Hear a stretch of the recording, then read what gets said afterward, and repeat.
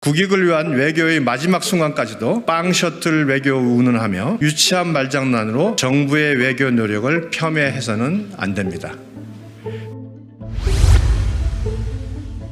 짧지만 그 어느 때보다 의미 있었던 기시다 일본 총리의 1박 2일간의 방한 일정이 마무리되었습니다. 기시다 총리가 윤석열 대통령의 용기 있는 결단에 보답해야 한다며 이번 방한을 결정했을 만큼 이번 한일 간의 셔틀 외교 복원은 오직 국익과 미래를 위한 윤석열 정부의 외교적 노력이 불러온 성과라 할 것입니다. 아픈 역사를 극복하고 양국 간 안보, 경제, 사회, 문화 등 다방면에서의 협력 관계를 구축해야 국민의 안전과 삶을 지킬 수 있다는 데 뜻을 같이 했습니다. 자유, 인권 등과 같은 보편적인 가치를 추구하는 동반자로서 북한의 핵과 미사일 개발에 대한 공동 대응, 후쿠시마 오염수 방류 관련 현장 시찰단 파견, 반도체 및 첨단 과학기술 분야 협력 증진 등에도 합의했습니다.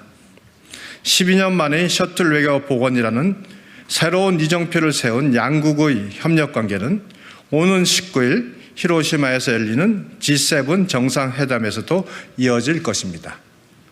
G7 정상회담 기간 중 히로시마 평화공원에 있는 한국인 원폭 희생자 위령비를 함께 참배하기로 한 것은 한일 정상이 미래 세대에 비핵화와 평화를 물려주자는 공동 의지를 보인과 동시에 기시다 총리가 한일 관계 개선 의지를 보이는 것입니다. 국민의힘과 윤석열 정부는 과거를 극복하고 함께 미래로 전진하는 양국 관계의 발전을 위해 최선을 다하겠습니다. 대한민국 제1야당인 민주당도 묻지 마식 죽창가만 외칠 것이 아니라 전향적인 자세를 보여야 합니다. 국익을 위한 외교의 마지막 순간까지도 빵 셔틀 외교 운운하며 유치한 말장난으로 정부의 외교 노력을 폄훼해서는 안 됩니다.